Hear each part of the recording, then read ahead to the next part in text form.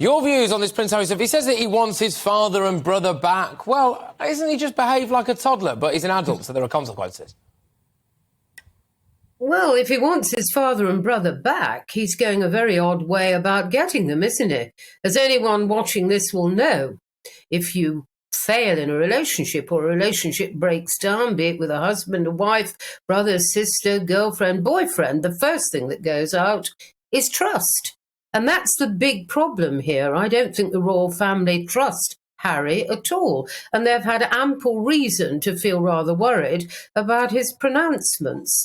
He's damaged, yes, of course he is. And the book, I'm sure, will be full of explanations as to why he feels the way he does, what happened to him in his growing up. And he seems to have a real thing about the fact that he is, as this book is provocatively titled, the spare. Look, and of course, that's an accident of birth.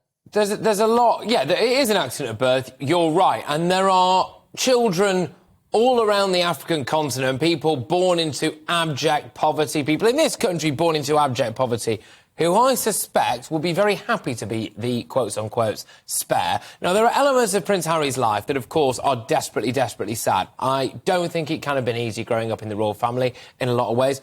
In the full glare of the public eye, with the press, with the paps as well, certainly in the bad old days of the press, his mother's sad passing, yeah, all of that stuff. But is there not a huge element of narcissism here from Prince Harry, that he thinks that in some way he's the only one who's gone through grief or gone through a difficult childhood, and now he's here to pour his guts out to the nation? A lot of people will say, well, actually, Harry, I did have similar-ish stuff in my upbringing as well. Yes, but of course, his problems are played out on a very public stage, but I think you're absolutely right.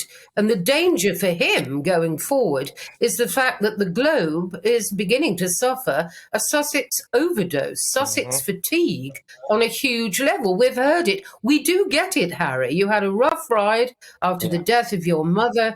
You had all of those years in the royal family and then woke up to the fact that this wasn't for you, and you made your decision to go and live out in the United States of America. What interested me in the recent docu-series was him saying there were 5 options on the table at Sandringham at the summit of 2020. One was all in, one was all out, and the one that he and his wife wanted was to be half in and half out. We never heard what the other 2 were. No. And come on now. If you consider royal life so toxic, as they appear to, why did they want to be half in it in the first place? There are all sorts of loose ends here as this sword of literary Damocles dangles over the head of the royals next week. Yeah, indeed.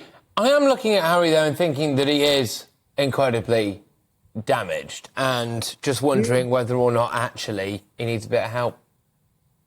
Well, I'm sure if he hasn't had access to help throughout his life, what chance do the rest of us have? One thing I will give him here, he's made it kind of okay to talk about mental health issues. That's a good thing. And I have to say that if he was a spare, at first he seemed to be making a very good job of it. He was loved. Hugely popular. And of course, he served in Afghanistan, he had his charities out in Africa, and of course, the Invictus Games was a great jewel in the royal crown. He seems to have forgotten what he was capable of doing and what we all hoped he'd carry on doing. And now we have this book, which apparently, according to leaks from the Sussex side, is not too hard on King Charles III, but is going to be very tough reading for brother William, and yes, for William's wife Kate, who, don't forget, in the docu-series, Harry appeared to suggest had been married because she was the right mould, rather than the fantastic love affair that sprang up between Meghan and Harry.